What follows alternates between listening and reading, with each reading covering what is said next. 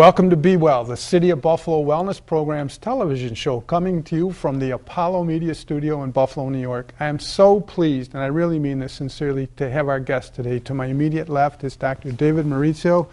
Dr. Mauricio, welcome. Thank you. Many of you may know Dr. Mauricio's name. He has got the title of Strategic Alignment and Innovation in the Buffalo Public School Systems. David, what is that title all about? Let's start there a little bit first. Sure. Thank you for having me. Mm-hmm. So the role that I play in the district is I work for the superintendent and the Board of Education, and what we try to do is look at our needs in the community and in our schools and leverage our resources to innovate into the future. So we're opening up 6 new high school programs with career focus areas related to police and fire academies, to research laboratory programs and computer technology as well. So a variety of high school programs, and I'm part of a team of leaders who do that work. So you're really looking, if I understand correct, Doctor, you're really looking beyond just the classroom. You're looking at the community environment and its ability to support successful education of our children. Is that a fair assessment? Exactly. So the second role, or the main role I lead, is working with the Community Schools Initiative to bring back a program model that once existed and exists in many communities, but bring back a program model that bridges the gap between the schools, the communities, and all the partners in that community and the resources to better support our kids. And the idea that there's a historical background for community schools, but now it's being brought back into the culture, if you would, of the city and the Buffalo Public Schools. Is there best practices for community schools, or is this something that you're going to live and learn a little bit as you go, or a little of both maybe? Yeah, certainly both, but we had to be extremely cognizant at the beginning of the fact of why we moved to a school choice model from a neighborhood school. So the difference between a neighborhood school model and a community schools model is that neighborhood schools indicate that if you live at address 131 Elmwood Avenue, you go to this school. And the community schools model is really about bringing resources and connecting colleges and businesses and community-based organizations with the school and the families at the home. And parents will still have choice to where they want to go. We're building magnet models at 13 of our schools. And I really am excited to hear you mention too, David, that part of the partnership that you're talking about, I know you have wonderful partnerships with Say Yes and other nonprofits like the Wellness Institute and others in the community, but to hear that you're getting the business community engaged, that's music to my ears. Sure. Is it happening? Do you need more partners? Do we want any businesses out there to contact you and help out? Yeah, certainly there will be a need. That's an area we will grow into, but certainly there will be a need in each of the 4 zones: the West Side community, the East Side community, the Northeast community in the city, and in South Buffalo as well. And that's our next venture as we move forward. But we do have an initial partner on the West Side, which is United Healthcare, who will be bringing some exciting initiatives to us on the West Side. So I can talk a little bit about it later. You picked a favorite spot for me to move us to. How about the health and wellness in the community schools and some of the kinds of initiatives and things that you hope to see happen in that direction? Sure. So one of the things that we find very important to our families, and I can speak to this from a child growing up as well, is that nutrition is extremely important in the home, and some of our kids and many of our kids don't have proper nutrition in our homes. Our families very often may be unable to provide that nutrition, or may have cultural habits. I'll speak of my own family.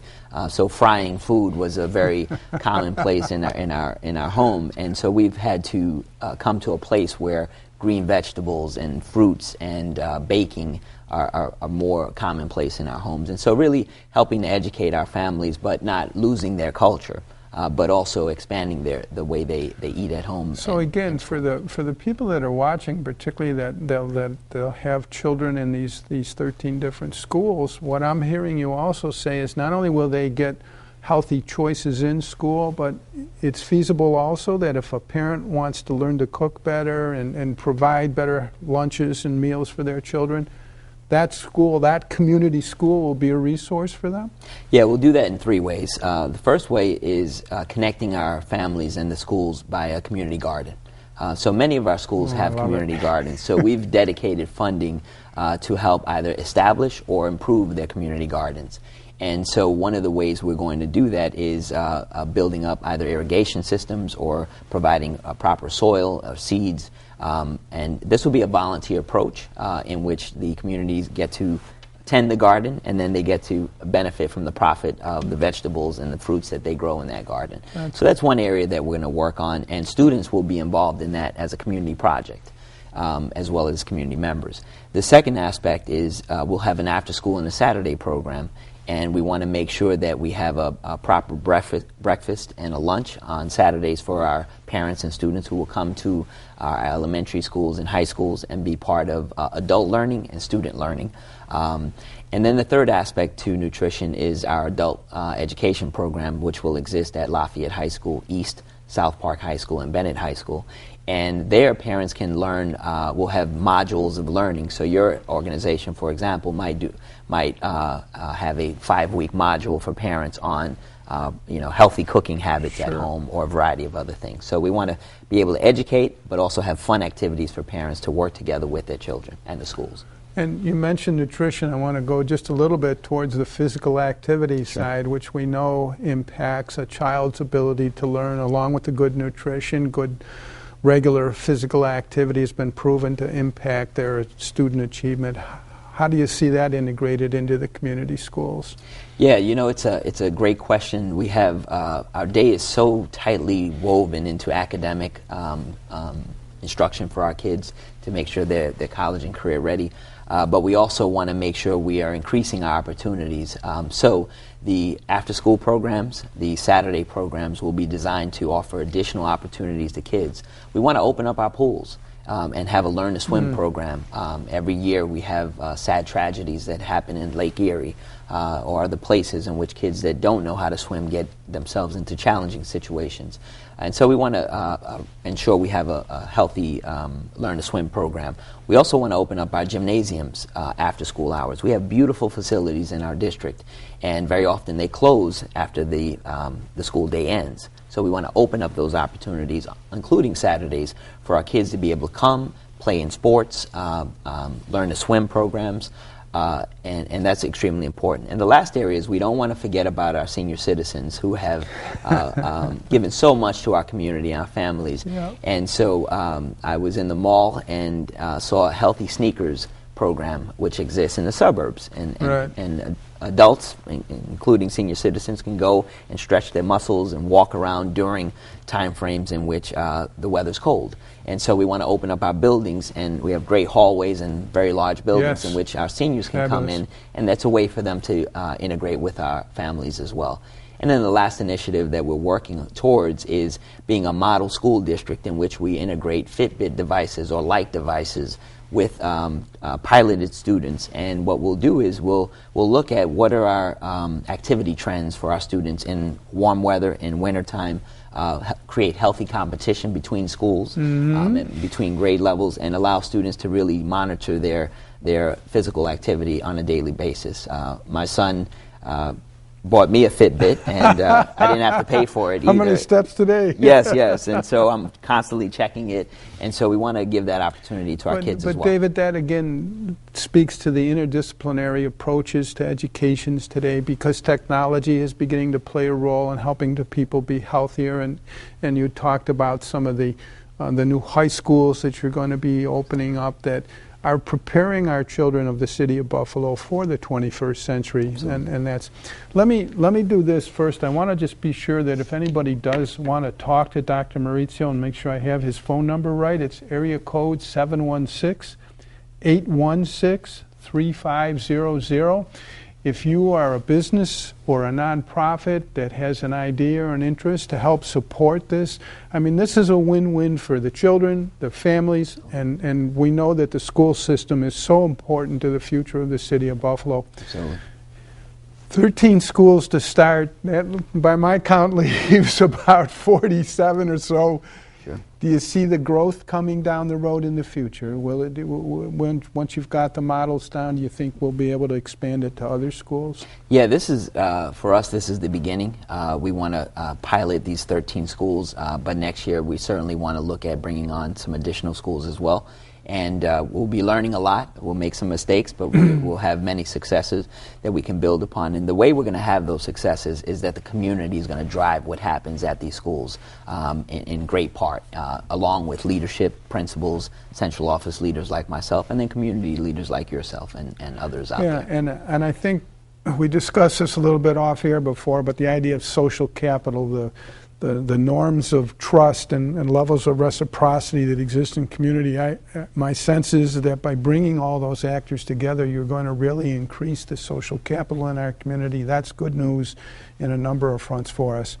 Anything you want to share before we wrap up here today for the community to know as we move forward, Doctor? Sure. One of the things that we wanted to make sure that we did right was listen to the community. Including students, parents, and community members. So we established a website or a link, a survey link on the website of the Buffalo Schools. It's www.buffaloschools.org, and right on the right-hand side there's a community schools link. And we're upwards of 1,500 individuals, including about 35% students, who have given us input. We're going to then take that input and redesign it. So if the community members would like to be part of that initiative, they can go online and be part of that. And then we'll also have school-based, face-to-face feedback sessions, and we've had quite a number already. Well, this is fabulous, and again, I want to ask the folks that are out there that here's an opportunity for you, whether you're a parent, grandparent, a businessman, or a nonprofit, to help contribute to excuse me, the well-being of our students and the success. David, thank you. This is fabulous. Thanks so much, Phil. And ladies and gentlemen, again, if you need to talk to Dr. Mauricio, you can reach him at 816-3500. We're going to be right back. We're going to build off of what Dr. Mauricio talked about here with a little bit about the environment, parks, walkability, all those good things that make our city a beautiful place to live, work, and play. So stay with us. We'll be right back.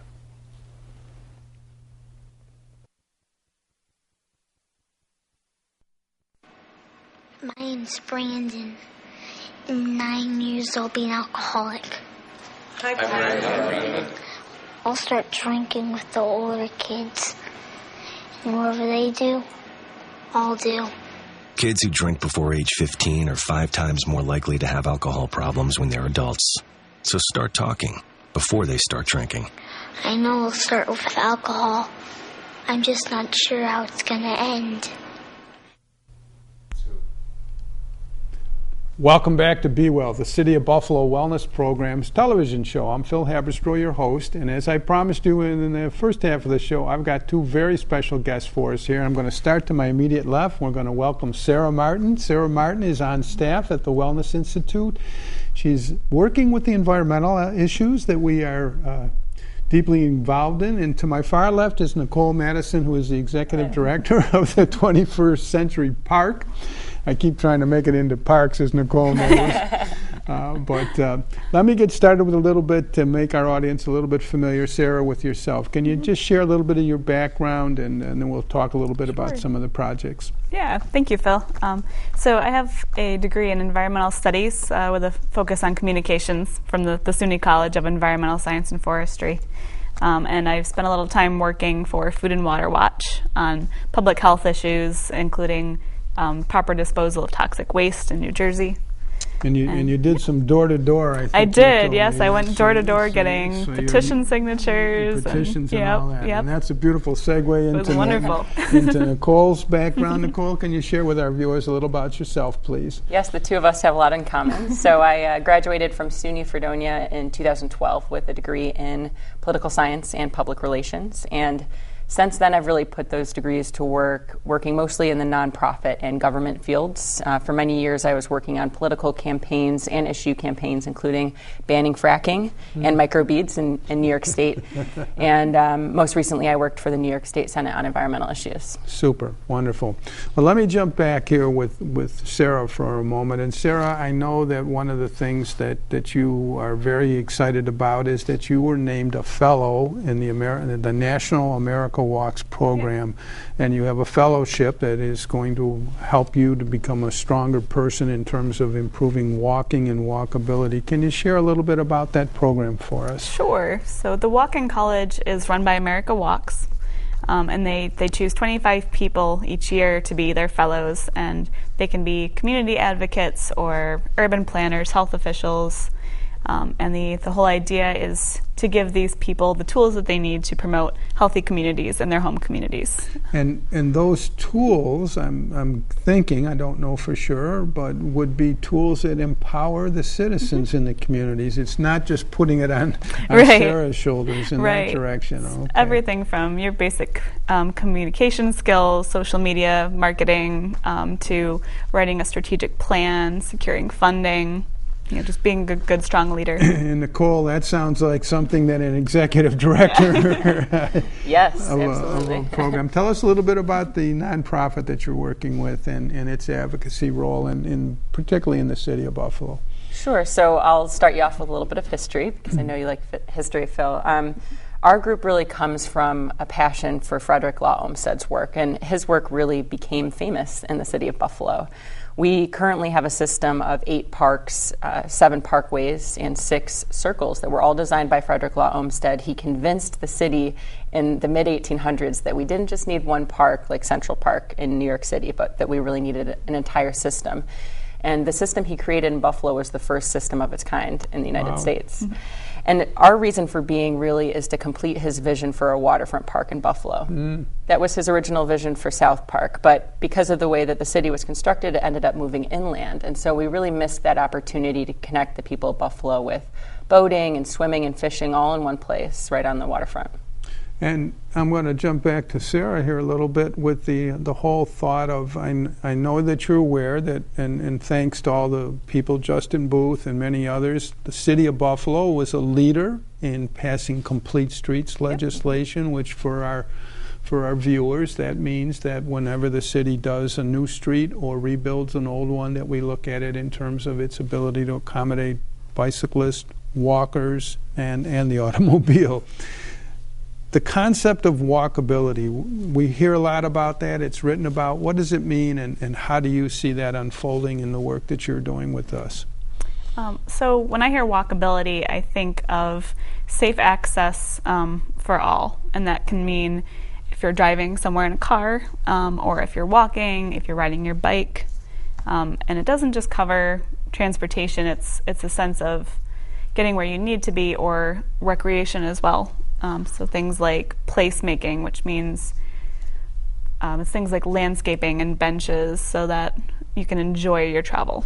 So the connection that you two share in that direction, of course, I think Frederick Law Olmsted is considered the first landscape architect, and so those things that add to our quality of life, not only in the sense of the infrastructure, but the beauty and the aesthetic ends of it, that becomes part of the picture.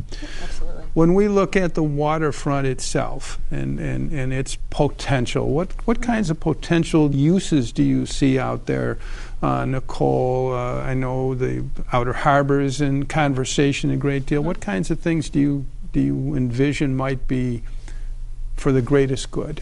Sure. So a little bit of more history about the Outer Harbor is that it was originally used as a port back when Buffalo was a heavy manufacturing city. And at some point, we still may want to use that area as a port again. So in the meantime, that space really makes sense to use it as a park. There's not going to be a lot of heavy construction, limited pavement and building coverage, and really using that landscape architecture that you were just talking about, using beautiful landscaping to bring people to enjoy recreational activities. So that can be anything from those water-related activities that I mentioned earlier, such as kayaking and boating and swimming at some point, And also walking, biking, concerts, picnics, getting people together to enjoy a space that's community-driven and really is that place-making thing for the city of Buffalo. And I know this is a challenge for us, for both of you and ourselves, and for our community at large, but let me talk, Sarah, a little bit with you about the winter months and walkability. And I know, again, thanks to the support of the mayor's office and particularly Commissioner Stepniak, last year we had a pilot winter walkability program, and there's interest now in strengthening that to year round. But what happened to the winter last year? I don't know. We didn't really have much of one to challenge us. But when you're talking with these people across the country, does that issue come up? Your fellows in the America Walks program, do they ask you about best practices for winter walkability? We've touched on that a little bit. There's a couple other fellows who are also from some northern states where snow removal, for example, is a big issue. And I guess I see the project as being kind of two-pronged. You want to enable outdoor walking when we can, so that's things like snow removal so people can walk safely on sidewalks. But you also have to think outside the box a little bit and think, okay, if the weather isn't ideal, where else can people go to be active? So it might be something like opening up local malls or local schools. Yeah, Dr. Mauricio exactly. talked about yes, that he did. earlier That was great. On the show, that the idea of getting our older adults opportunities indoors. We know that the city has a falls prevention coalition that we're working with the fire department and other city departments to try to reduce falls. Let's look down the road a little bit, though, and do we see, and I'll ask you a little bit about this, Nicole, the outer harbor becomes a park. Do you see that? I've sort of put the thought out of Western New York as a wellness destination. Can you see that as materializing somewhere down the road? People are coming here because of the quality of life. Oh, absolutely. And I think in many ways we already have a lot of those things. So, for example, Buffalo, we are the city of good neighbors, and we do have that existing system of beautiful parks, really beautiful, but we also have room to grow. Buffalo is ranked 52 out of 100 cities of similar size for our park systems, and if we invested in more of those public spaces, we're bringing in more youth, bringing in more of economic sustainability for our region, continued tourism, bringing people down from Niagara Falls, and it'll continue to strengthen that sense of community that Buffalo already really has, that rich sense. And I'm so glad you mentioned Niagara Falls. I know our good friend Patrick Whalen is up there working to try to increase the amount of time that people come, and so I can see that blending of people coming down and enjoying a more walkable city, absolutely, along with increased access to the parks and so on and so forth in that direction. So if we look out towards the future a little bit and we see more parks and more walkability, I'll start with you, Sarah. What are the benefits to the community? What kinds of positives come from increasing walkability or increasing the amount of parks? There are lots of advantages to having a more walkable community. I think the most obvious is the health aspect. It's recommended that adults get half an hour of physical activity a day, so walking is a great way to accomplish that, which impacts our rates of chronic health, chronic disease. Yeah, and I know you and I have talked about this, that the Robert Wood Johnson Foundation does annual county health rankings, and we don't do as well as we'd like to in that. Nicole, what do you see as benefits from more parks and more walkability? Anything that you would add to the mix? Sure. Beyond everything that we've said at the table, I'll use a little bit of a personal anecdote, and that is that I walk to work, that I frequent public transportation and riding bicycles, and since I got out of my car and started getting around and walking around in the city, I mean, you see more architecture and detail, you see the beauty of the city, you meet more people and speak to more people. You really feel more connected and intertwined with your community, and I think that, more than anything else, is really what's beautiful about a walkability area in the city and parks. Yeah, and I would tie the two segments of our show here today. I know when I talked with Dr. Mauricio about these initiatives that bring businesses, nonprofits, public sector, and citizens together, that increases our community's social capital, and I'm hearing that from both of you in that direction. So, well, I want to thank Nicole Madison, who is the Executive Director of 21st Century Parks. Do you have a website? We do, yes, 21stcenturypark.org, and that's 21ST, centurypark.org. Thank you.